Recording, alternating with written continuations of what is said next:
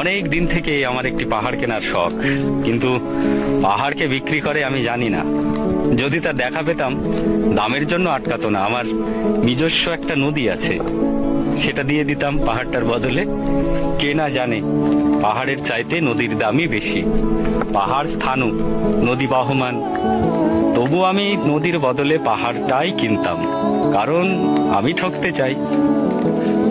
নদীটাও অবশ্য কিনেছিলাম একটা দ্বীপের বিনিময়ে। ছেলেবেলায় আমার বেশ ছোট্টখাটো ছিমছাম একটা দ্বীপ ছিল, সেখানে অসংখ্য প্রজাপতি। শৈশবে দ্বীপটি ছিল আমার বড় প্রিয়।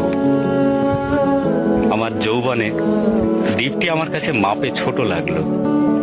প্রবাহমান ছিপছিপে তন্নি নদীটি বেশ পছন্দ হলো আমার। বন্ধুরা বলল, ওইটুকু একটা দ্বীপের বিনিময়ে এত বড় একটা নদী পেয়েছিস, খুব জিতেছিস তো মাইরি।